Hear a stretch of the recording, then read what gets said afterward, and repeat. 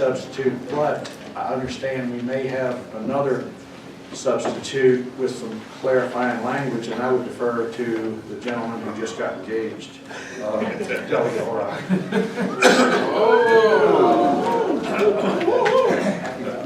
Mr. Chairman, procedurally, I think where we are, the subcommittee is going to be recommending a substitute. I have a committee substitute which embodies the language of the subcommittee's work, but does it in a Section 1 bill manner and adds an additional enactment clause that was not considered by the subcommittee in language, but was in concept, I believe, or premise.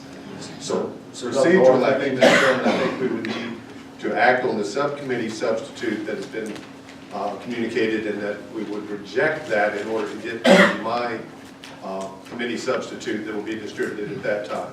All right, so the motion is to reject the committee substitute. Do that by voice vote. And do I have a second? Second. All those wishing to reject the committee substitute say aye. Aye. Opposed? All right, Delegate O'Rourke. Yeah, Mr. Chairman, and I don't know if Scott has distributed, but if they can distribute, committee members should have my proposed amendment nature of substitute. I shared it with the Senate patron. The only real difference is on line 35 of the substitute. We add an additional enactment that makes clear that DEQ will continue as if the rest of the Section 1 bill hadn't gone into effect. That is the full intent and effect of that language. My understanding has been approved by DEQ. They feel that that is what this language does. The senator may feel it goes a little bit beyond that, but in subcommittee, when we had the discussions and I presented the initial substitute language to the subcommittee, I think the consensus among the subcommittee was that that was our intention. We didn't want DEQ to stop anything in their current process. We also didn't want to create a circumstance whereby inadvertently we were potentially creating a cause of action that while information was being gathered, DEQ was still going on approving without having the benefit of that information.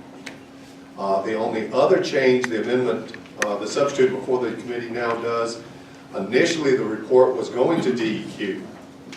In this substitute, the report required of Dominion will go to this and the Senate counterpart committees.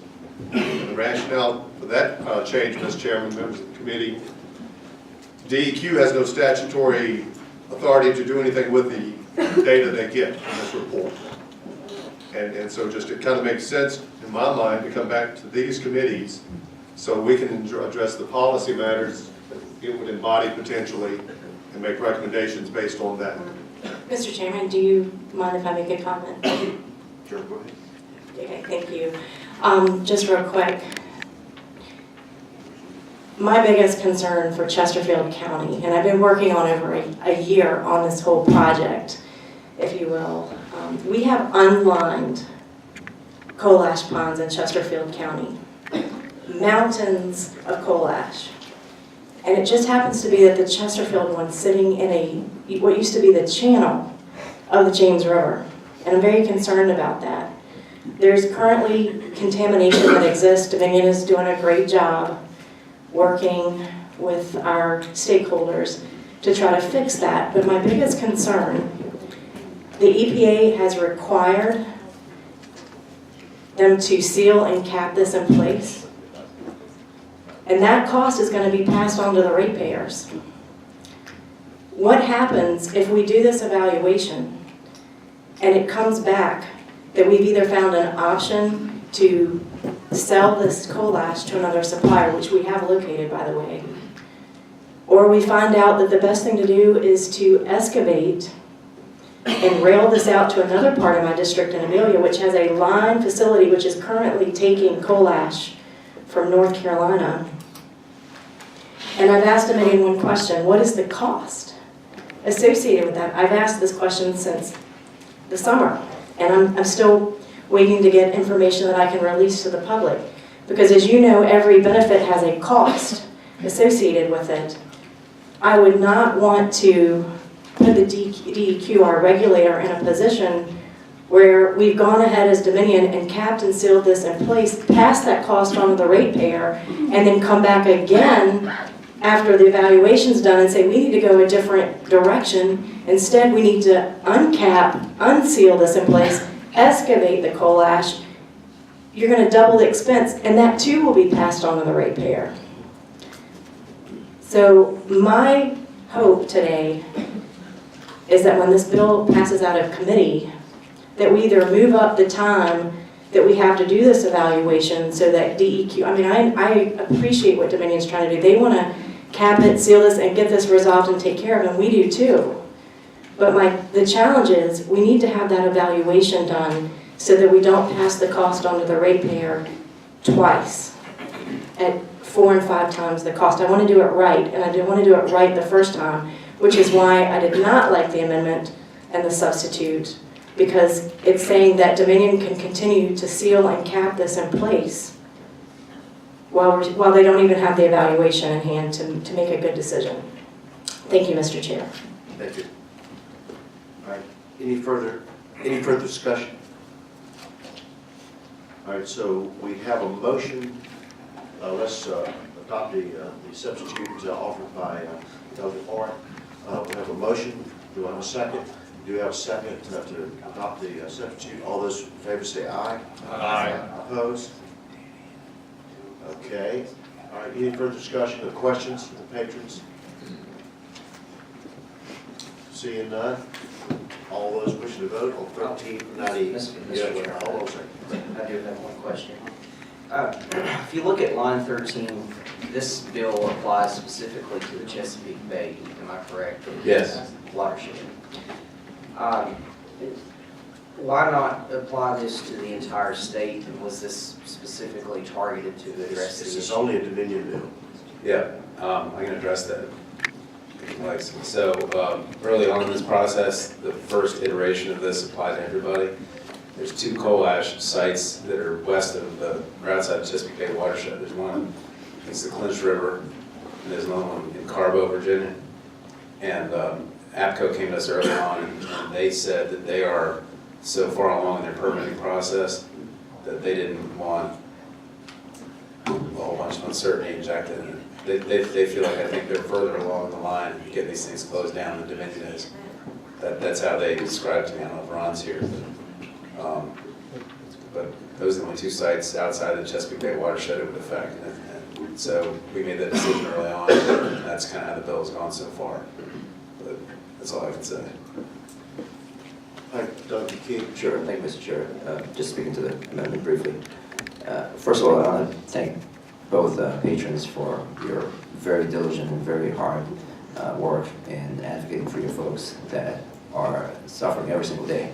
And a couple days ago when we had this in the subcommittee, we had the chance to meet with a lot of your constituents who are just desperate for some relief. They brought in samples of bottles of water that compares the water in the contaminated area versus right next door where it's clean, and it's obvious that our folks are suffering. And it's also obvious that Dominion and others who are involved in this are aware of the magnitude of the problem, and in their good faith effort, I think they were working really hard. The problem, of course, is that the timing. And my concern with this language, and I really support what Dr. Orr has tried to do both in the subcommittee and here to try to move this along in a real good faith effort to make some kind of a compromise. My only concern is that I think we're missing the mark here as far as the timing here, because, and we had long conversations about the third enactment clause that deals with whether we should have a moratorium on permitting or whether we should give some kind of a deadline. Now I think the third version that we have in front of us actually goes the opposite direction, which says there's not only not a moratorium, but the agency as well as Dominion should expedite if they want to the process even further faster. So that's the part that gives me a little bit of heartburn in the substitute, but in the spirit of trying to move this along and make sure that both patrons who work so hard on this bill, in a bipartisan way I should say, want to get something done for your constituents. I do want to support moving something along. So this is a work in progress. There's still a lot to do, and I don't want anybody to think that us voting for this today means that we're done with this issue. In fact, this is just the beginning of the steps. And I really hope and urge that all of us will keep an eye on this and work with our stakeholders to make sure that something really gets done as soon as possible, because not only in the Chesapeake area but across the Commonwealth we have people that are seriously suffering from coal ash, and there's an economic opportunity if we did this right. We heard from other testimony from other states where they're actually turning lemon and turning into lemonade in terms of creating an opportunity for concrete and other construction folks to come in. So there is really an opportunity here for us to come together in a nonpartisan way geographically. And I hope that this substitute, as imperfect as it may be for now, gives us the vehicle. As you know, I know a gentleman from Caroline might disagree, but I think this gives us a chance for us to keep working on this for the next couple of weeks, and then beyond that, we really want the stakeholders to come together. So in that spirit, I'm going to help support this motion to report the substitute. Thank you. Dr. Boulevard? Thank you, Mr. Chairman. I have a question for either the patron or maybe Director Paler with DEQ, because I'm also very concerned about the timing, and I think this is very important information to have. I hate the idea that we're hardwiring in a piece of legislation that we're going to generate it after it would be most useful. And so my question is, on our current trajectory, when would you anticipate going through and issuing the permit process, or issuing the permit? Because my goodness, if we're only missing it by 3 or 4 or 6 months, that seems to be a real waste of time and effort, or certainly we're missing an opportunity. Mr. Paler can correct me if I'm wrong, but the only permit that I believe is pending is the Possum Point permit. And, Let's look. okay, there's a hearing on it tomorrow. Chairman, members of the committee, David Paler with DEQ. That's correct. The timing depends on when we get the application. We do have one application in for the Possum Point permit. It's actually at public notice right now. It's a waste permit. I would say that that really at issue here at the highest level is these assessments are in fact a part of the waste permit, and we're proceeding right now according to the federal rule to close out these permits and close out these bonds according to the federal rule, and we are in those permits putting a lot of assessment in that will in fact validate if in fact more needs to be done. So the question here is really one of sequencing as I see it. What do you need to know before you issue the permit? Or do you collect that information in the process of the permit, which is also consistent with our regulations as well? And the primary thing that I'd say that we need from your body is some clarity of what you expect from DEQ, and that's what we're looking for, so I appreciate it. Thanks. Hold on. Dr. Orr. Yeah, Mr. Chairman, it's been not so much a question, but just kind of in furtherance on that answer. I mean, at the end of the day, I don't think any of us feel that DEQ has not been doing the job and task that they've been charged with according to the rules as they stand. And as I see the difference in this measure, there are those who question whether the current standards are sufficient, and they wish to get more data. I would just suggest that to put a moratorium is biasing the outcome, if you know what I'm saying, in so much as we feel that this data is going to change the thing, the process. So in the meantime, it's my understanding general policy has been we let the study go forward, as it were. We collect the data, but in the meantime, we don't presume that it's going to be a negative outcome. That's why it comes back to us, that we can see, does it affirm that what DEQ has been doing is sufficient? And if not, we're the ones that would make the changes to tell DEQ what they need to do differently. Because right now, DEQ has been operating under whatever we as the Commonwealth have told them to set as the standard, and the federal government. And so they're just going forward with that. If we don't put language in to the effect that they can continue going through the process, one, we bias the outcomes, two, we just put everything on hold. And I think the potential danger in some of these sites is so critical with the potential weather event, things of that nature. DEQ needs to be able to continue looking at all the facts under the criteria they've got in place and go ahead with business as usual until we tell them, after gathering more information, whether a change is necessary or not. Dr. Ransom. Delegate Orrick just kind of said everything for me, so that was great. I would just also wanted to say, Mr. Chairman, that I would say that there are very strict guidelines to test the water from DEQ and also the company as well. As Delegate Orrick said, weather events that take place, and I was not in the subcommittee. I'm not sure what the citizens brought in as far as the water, but I know that whenever there's a situation like this, there are guidelines that the company has to abide by and DEQ to test the water and make sure that everything's okay there. Dr. Ware?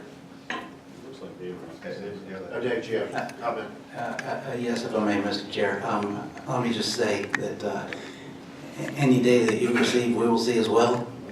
And I can guarantee you that anything that is needed, if we see technical information that indicates that we're on the wrong path, that we're going to change that path.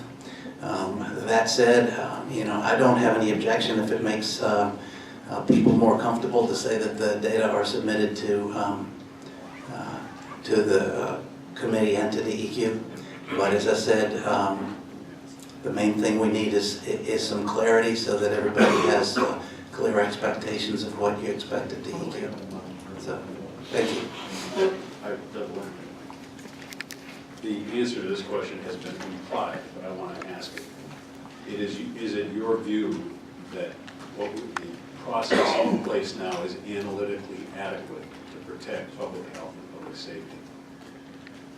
There is, the short answer is yes. The longer answer is our waste rules have been in place for some time. They actually go beyond the federal rule. They are designed for evaluating groundwater contamination and making sure it does not leave the site. We do not have any information. I'll talk about the site up north. Well, any of the sites, we don't have any information that harmful concentrations are leaving the site. Our permit is intended to assure that, and we'll have a minimum of 30 years of monitoring to assure that.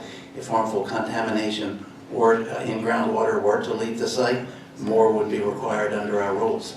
So it is I won't say that there is no contamination now, but our information to date is that whatever contamination, elevated concentrations there are in groundwater are restricted to the site.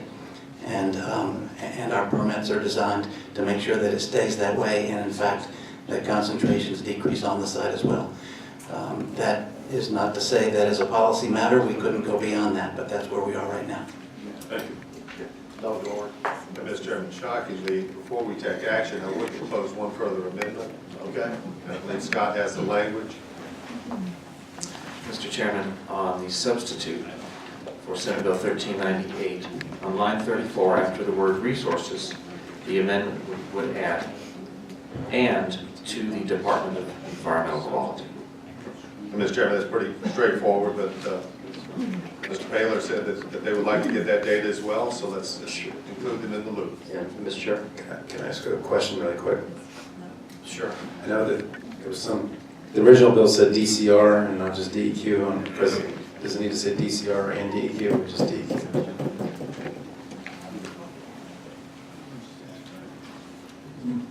Mr. Chairman, I'm not a DCR expert. Their regulatory authority is for the integrity of the berm, which has to do, I think, with volume of water in the impoundment and how fast it's brought down. So I doubt that the quality issues, water quality issues, pertain to that. Let me just say that the whole point of this is to minimize and basically remove the risk of any sort of berm collapse that, like what we had in North Carolina. Mr. Chair. Clyde, you have Mr. Chairman, Clyde Christman, Department of Conservation and Recreation. We're fine if you want to include us in the reporting of it, but Mr. Taylor is absolutely correct. Our jurisdiction is limited to the impounding structure, and certainly an event that might threaten that structure, we certainly want to know. All right, so a motion and a second. Mr. Chair? Yes. If it was a friendly amendment, I was going to add the other agency as well, DCR as well, if that's okay with I'll withdraw Patron mine and and then make it for both. All right, so we add DCR. Thank you, Mr. Chairman. The line amendment would basically be at the end of line 34, and the substitute, the nature of the substitute, after the word resources, add and to the Department of DEQ, basically, spell it out, and DCR, spell it out. All right, motion and a second to accept that amendment. All those in favor say aye. Aye. Opposed? All right, well, let's get the amendment. You don't understand? We add the amendment. Scott was talking about. Mr. Chairman, the amendment would add on line 34 of the substitute after natural resources, it would add, and to the Department of Environmental Quality and the Department of Conservation and Recreation. All right, any further questions? Mr. Chairman, Sure. do you mind if I have one more comment? One thing I just would like to add to this is Dominion has been great to work with in Chesterfield, and so I commend them for that. I would also say that the DEQ, we've met with them before, and they've been great to work with as well. One of my concerns that has not been addressed at this point is the conflict in independent studies, one done by Duke University, one done by the James River Association, that conflicts with the DEQ report. There's discrepancies there. Two groups saying there's contamination and one not. As the legislator of this area, I just have to tell you from my heart that I feel like cost is important.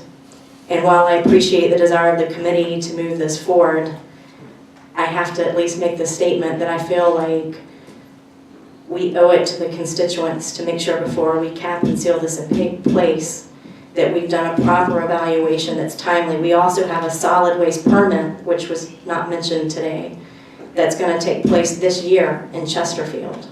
So if they're allowed to continue along this path, they'll go ahead and get their solid waste permit. My constituents are going to be up in arms about this because we have not had time to do the cost-benefit analysis, and yet we're going to proceed with sealing and capping this in place. So I defer to the members of the committee, but I feel as a legislator that represents this area that I owe that to you, having done all the research and spent all the time doing the tours and touring the facility, and by air, by water, spending all my time focused on what my constituents want me to focus on, but I'll leave the rest to the committee. Thank you. Thank you. All right, Dr. Moore. I'm sorry, no. Okay. All right, so we've spent a lot of time in subcommittee here this morning on the bill. We have a amended substitute before us. All those wishing to vote, please do so.